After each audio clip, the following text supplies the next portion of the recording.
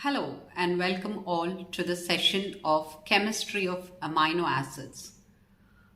The world of chemistry of proteins is fantastic, is wonderful. Proteins are everywhere and proteins are very important. To understand all the functions of proteins, we will have to understand their structure in detail. So in this session, we will study about the chemistry of amino acids, and these 20 little molecules, these amino acids, are the building blocks of the varied proteins. The specific learning objectives of this session are, at the end of the session, you should be able to enumerate the functions of proteins. You should be able to name the amino acids and classify these amino acids based on their structure, their functions, metabolic fate, and nutritional requirement. So let's get into the session. And I have a slide of a picture of a firefly for you. Every one of us would have wondered how this firefly emits this beautiful light. It's the presence of a protein by name luciferin. This protein, in the presence of the enzyme luciferase, emits the light. So isn't that fascinating? So I now welcome you into the fascinating world of proteins, and let's discuss about the various functions of proteins. Functions of proteins are varied.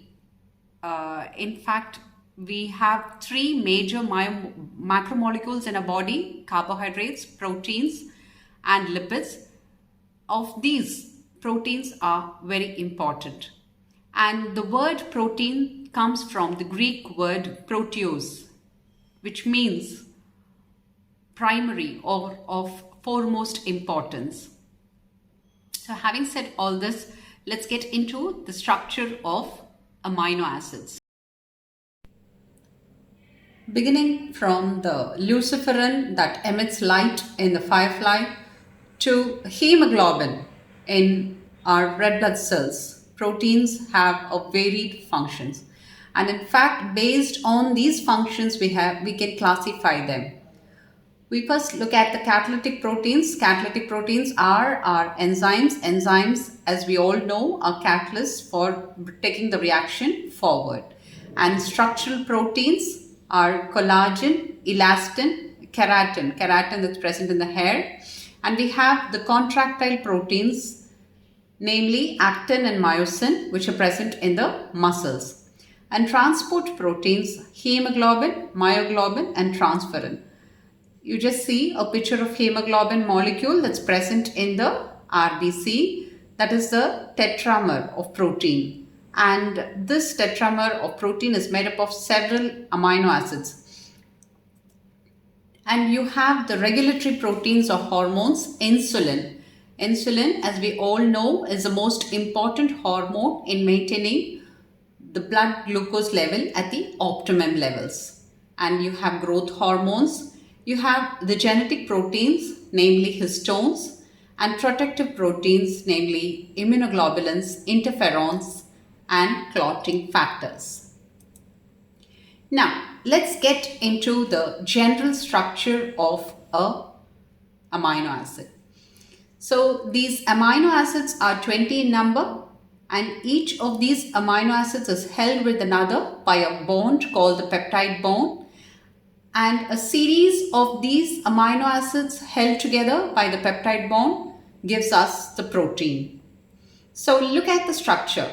The carbon here is a tetrahedral carbon atom, and it is invariably attached to one carboxyl group, one amino group, one hydrogen, and R, which represents the functional group. Rest assured, as an undergraduate student, you don't have to memorize these structures, but if not for these structures, it would be very difficult for us to classify these amino acids and understand their functions. So just for the sake of understanding, we'll take into account the structures. So I've just given you the general structure of a amino acid, and I told you invariably there's a carboxyl group, there's an amino group, a hydrogen, and then a functional group which is represented as R. So we first look into the first type of classification, which is based on the structure. Now, based on the structure, we have aliphatic amino acids, aromatic amino acids, heterocyclic amino acids, amino acid, and derived amino acids. So the aliphatic, under the aliphatic amino acids, now what is an aliphatic group? An aliphatic group is a straight chain of carbon atoms. Now what under this aliphatic amino acids, we have monoamino monocarboxylic acids, monoamino dicarboxylic acids, diamino monocarboxylic acids. Now what do we mean by this? Monoamino monocarboxylic simply says there's one amino group and one carboxyl group. Monoamino di says there are two, dicarboxylic says there are two carboxyl groups. Diamino monocarboxylic acid says that there are two amino groups in the structure. Now let's look at the first class under monoamino monocarboxylic acids. That is, they contain only one amino group and one carboxyl group. Here you go with the structure of glycine and alanine. So look into the structure, you see a portion of the structure which is within the pink square. This pink rectangle shows the basic components of a amino acid, the general structure, and what is changing from amino acid to amino acid is the R, or the functional group. And here in case of glycine, it is just another hydrogen molecule, whereas in case of alanine, it is a methyl group. So now at this point, I would like you to make a note of the structure of glycine. You understand that the carbon in glycine is not an asymmetric carbon atom. It is not an asymmetric carbon atom. It is not attached to 4 different groups. It is attached to only 3 different groups. So it does not exhibit optical activity. We will look about the optical activity a little later. So here you go with the simple amino acids, glycine and alanine. Okay.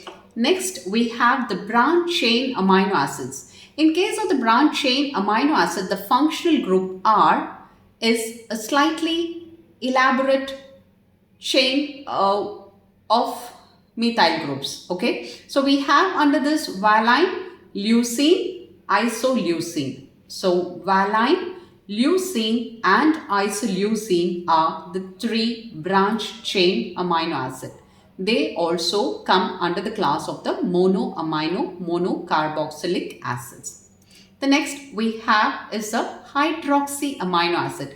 Just as the name suggests, you will understand that there is a hydroxyl group in the functional group. Okay, so there is a hydroxyl group in the functional group of serine and threonine. Serine and threonine are the 2 hydroxy amino acids. Next, we have the sulfur containing amino acids. Once again, here, as the name suggests, there is a sulfur group.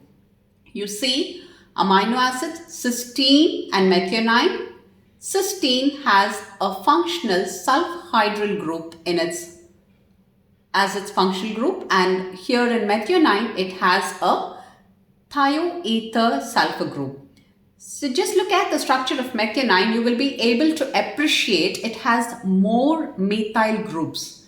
So as a result of this, it is a donor of methyl groups. So methionine is an amino acid which will donate methyl groups to a variety of transmethylation, to a number of transmethylation reactions which is required in the synthesis of inevitable proteins in our body. You will learn this when you talk about the metabolism of proteins. Okay, so the two sulfur containing amino acids we've read are cysteine and methionine. Next, we also have the amino acids with the amide group, and they are neutral. They are neutral because they have equal number of acidic and basic groups. Okay, and asparagine and glutamine come under the class of amino acids with amide group. Okay, so far we have been looking at the aliphatic amino acids. So under the aliphatic amino acids, we had the simple amino acids, the branch chain amino acids, the hydroxyl amino acids, the sulfur containing amino acids, and last the amino acids with amide group. Now we come to the monoamino dicarboxylic acids. Now these amino acids are the ones which carry two carboxyl groups, so they become the carboxylic acids. Okay, and we have aspartic acid and glutamic acid under the class of monoamino dicarboxylic acids. Next we have diamino monocarboxylic acids.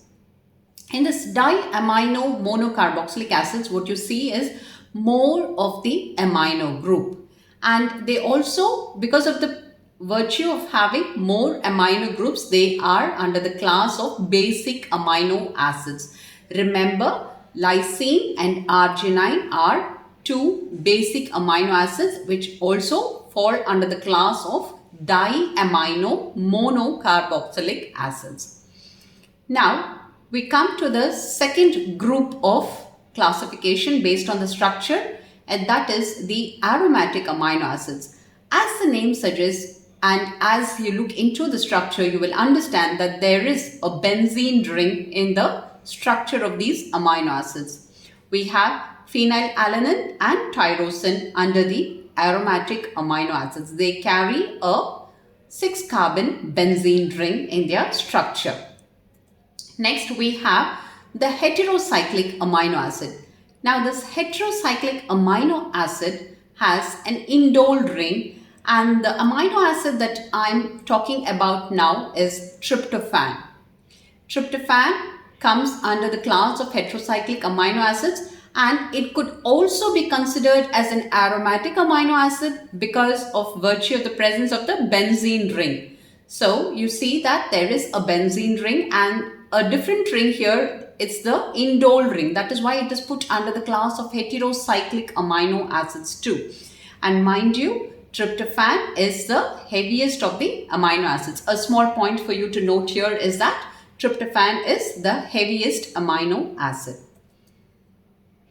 Next is the heterocyclic amino acid. One more amino acid that comes under this is the histidine. Now histidine is a very important amino acid. Somewhere in your first MBBS, you will surely answer an MCQ with an answer as histidine. Okay, so now histidine is important for maintaining the pH of blood at 7.4. Histidine is the amino acid which contributes most for maintaining the blood pH at 7.4. And look at the function, the heterocyclic ring that is present in the histidine. It is an imidazole ring. It is an imidazole ring. So histidine is one another amino acid under the heterocyclic amino acids. So under the aromatic amino acids, we saw phenylalanine and tyrosine. We also said that tryptophan could also fall into that class, and we have the heterocyclic amino acids by virtue of the presence of the indole ring. Tryptophan falls in that class too, and we also have histidine under the heterocyclic amino acids. Now we have the amino acid proline with a pyrrolidine group. Here it is a pyrrolidine group, and the last amino acid we say is an amino acid. It's not an amino acid, and here it is, the functional group is a pyrrolidine group.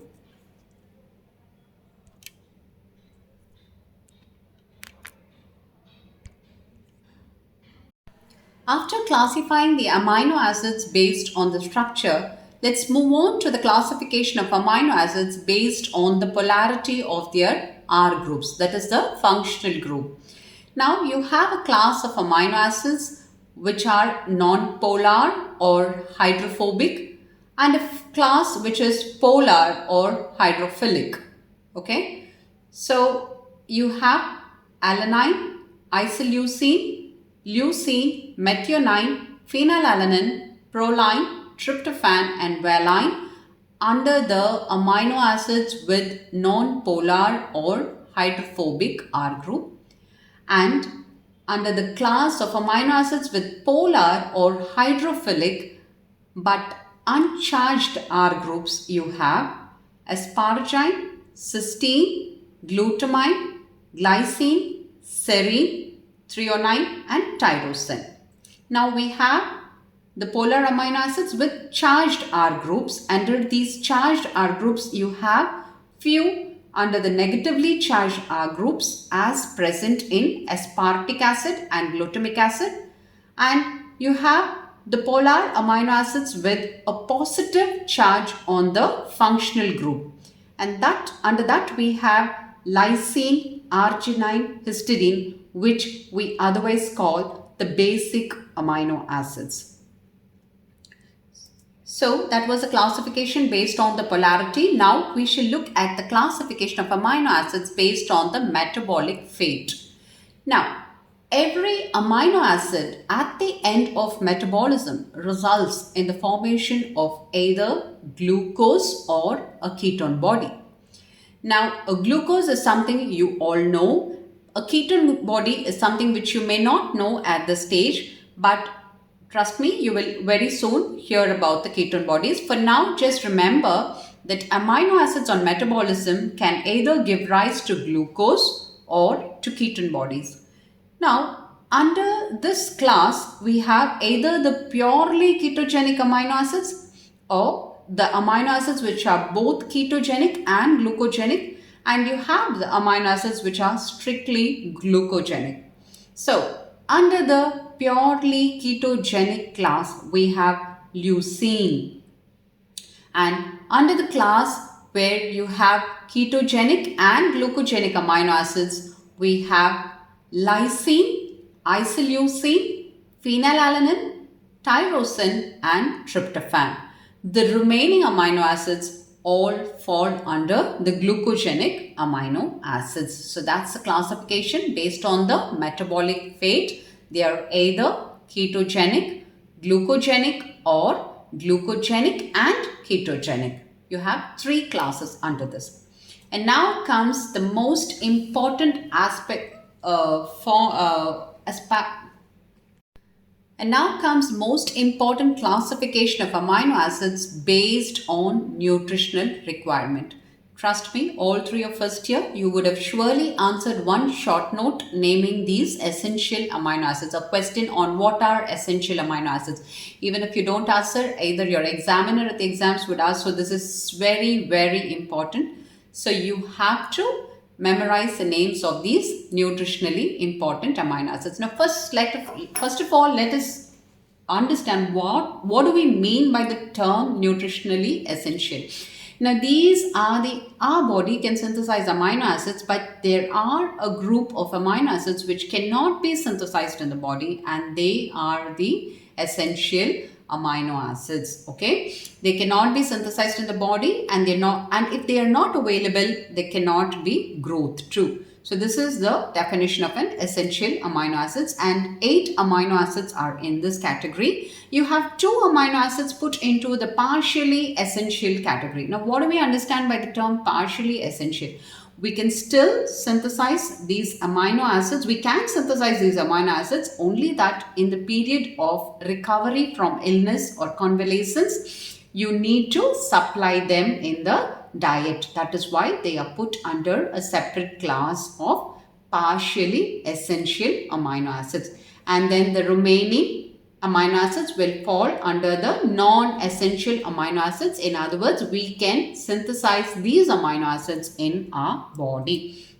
Now, remember arginine and histidine, like HA, histidine and arginine is a two amino acids that you have in partially essential, and under essential you have isoleucine, leucine, threonine, lysine, methionine, phenylalanine, tryptophan and valine. You have 8 amino acids, and I suggest you come up with a mnemonic and get these amino acids memorized, because you ought to remember these essential amino acids. So we actually have 10 amino acids under the essential amino acids category. Only that 2 among them, that is a histidine and arginine, is put under the partially essential category. Okay, so that was the most important classification of amino acids, which was based on the nutritional requirement.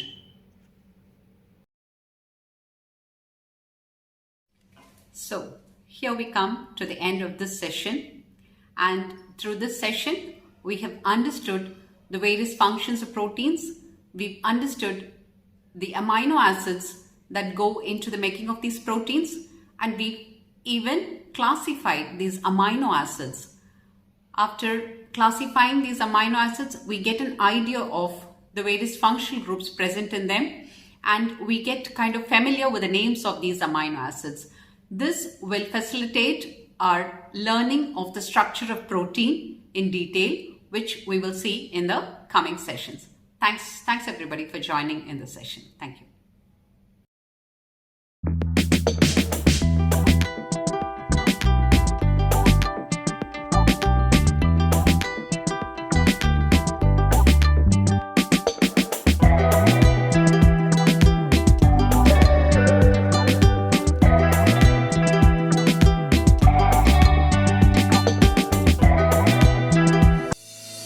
Mm-hmm.